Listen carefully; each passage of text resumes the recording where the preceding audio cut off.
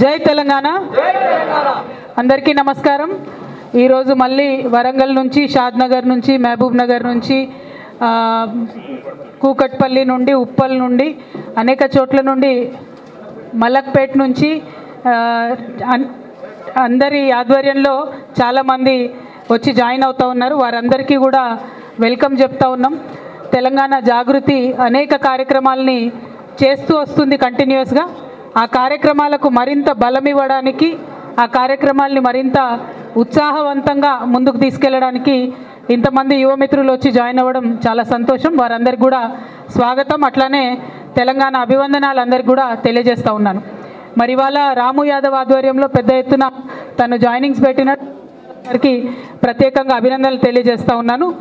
అదేవిధంగా మీరు చూసినారు, ఇప్పుడు మనం ఒక పోస్టర్ రిలీజ్ చేసుకున్నాం.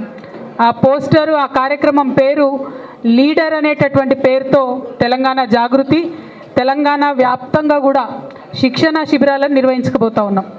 ఎందుకోసము శిక్షణ శిబిరాలు, ఎందుకు శిక్షణ, ఎవరికి శిక్షణ అనేటటువంటి అంశాలు ఇవాళ ప్రజల ముందుకు తేదలుచుకున్నాం.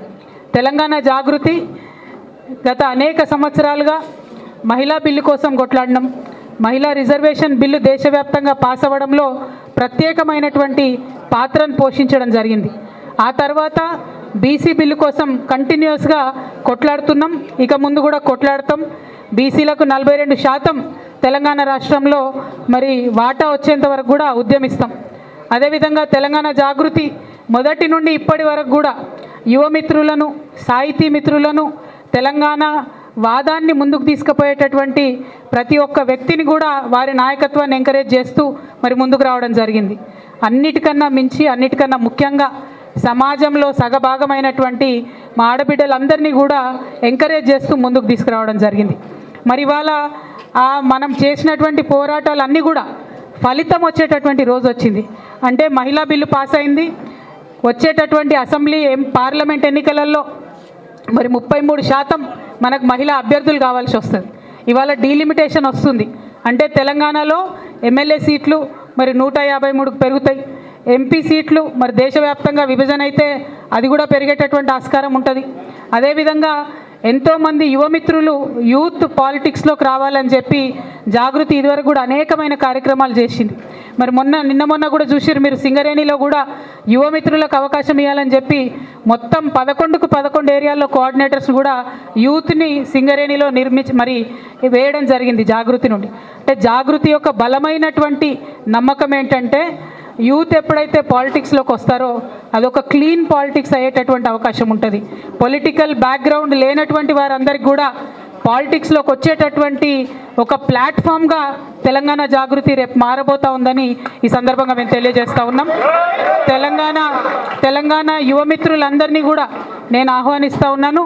మనం ఖచ్చితంగా పొలిటికల్ నిర్ణయాలు జరిగే చోట మన అభిప్రాయం ఉండాలి.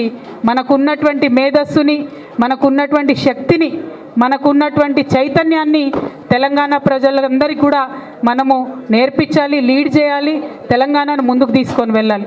మరి అట్లా వెళ్ళాలంటే ఇప్పుడు లోకల్ బాడీ ఎలక్షన్స్ వస్తాయని చెప్తున్నారు, తర్వాత ఎమ్మెల్యే ఎలక్షన్స్ వస్తాయి. వీటన్నిటిలో కూడా మనందరికీ తెలుసు, చాలామంది ఎక్కడనో హైదరాబాద్లో ఉంటారు, సడన్గా సర్పంచ్ ఎన్నికలు అనగానే ఊరికి వచ్చి నామినేషన్ వేసేస్తారు. కానీ సర్పంచ్ ఏం చేయాలి, సర్పంచ్ విధులేంటిది, సర్పంచ్ బాధ్యతలు ఏంటిది, ఆయనకు ఎంతవరకు అవకాశం ఉంటుంది, ఏం చేసే ఆస్కారం ఉంటుంది అన్నది చాలామందికి తెలియదు. మేము ఎంపీగా ఉన్నప్పుడు, ఎమ్మెల్యేలుగా ఉన్నప్పుడు చూస్తూ వచ్చినాం, ఎమ్మెల్సీగా ఇప్పుడు కూడా నేను చూస్తున్నా.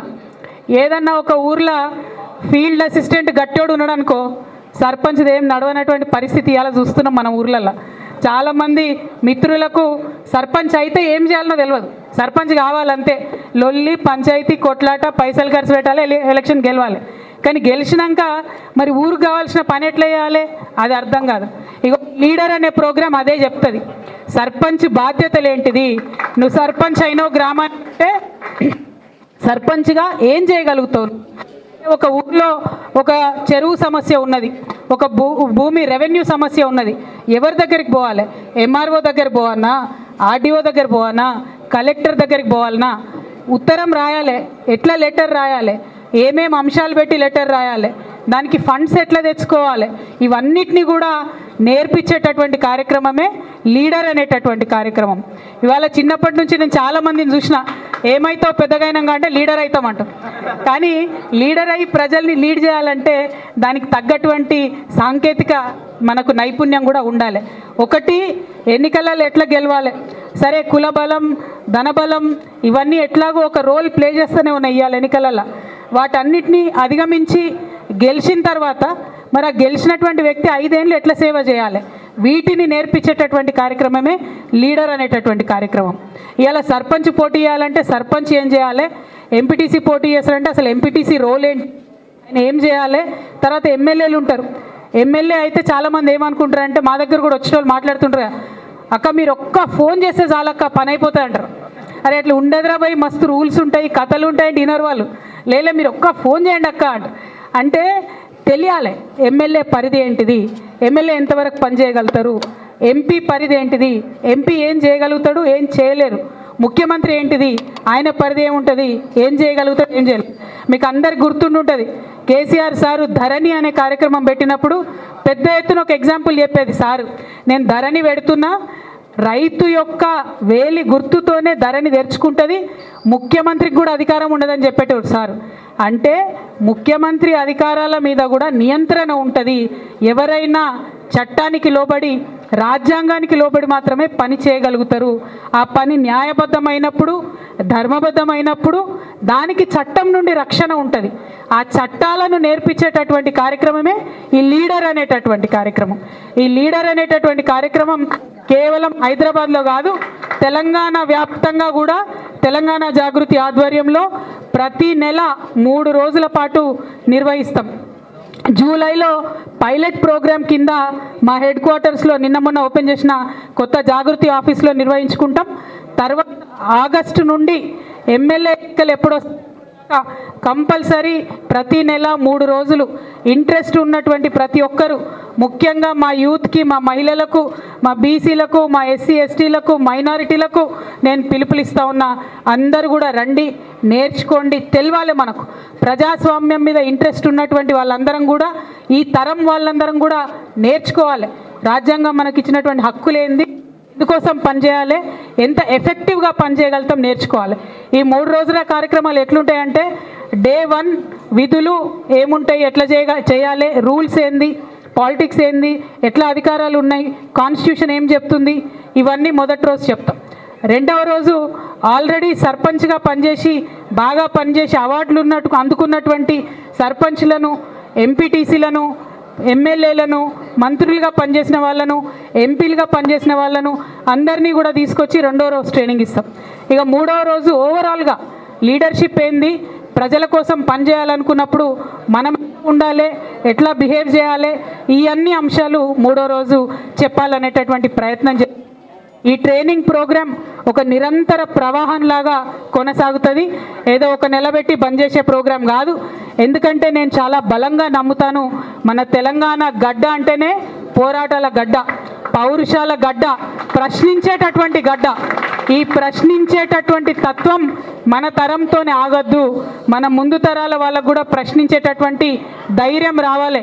ఇవాళ రోజు మనం ఏం లేకపోవచ్చు, ఇవాళ రోజు మన దగ్గర పదవి లేకపోవచ్చు, ఇవాళ రోజు మన వెనుక బ్యాక్గ్రౌండ్ లేకపోవచ్చు, కానీ ప్రశ్నించేటటువంటి ధైర్యం ఉంటే, సేవ్ చేయాలనేటటువంటి సంకల్పం ఉంటే ఖచ్చితంగా అన్ని తొవ్వలు కూడా తెలుసుకుంటాయి, అన్ని దారులు కూడా తెలుసుకుంటాయి.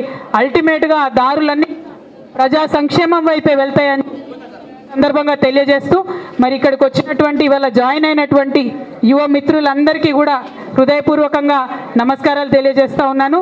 మరి ఇంకా ముందు కూడా ఇలాగే కొనసాగాలి, యాక్టివ్గా ఉండాలి. ప్రజా జీవితంకి వచ్చినాం, ఇక్కడ స్టూడెంట్స్ అందరు వచ్చిండ్రు.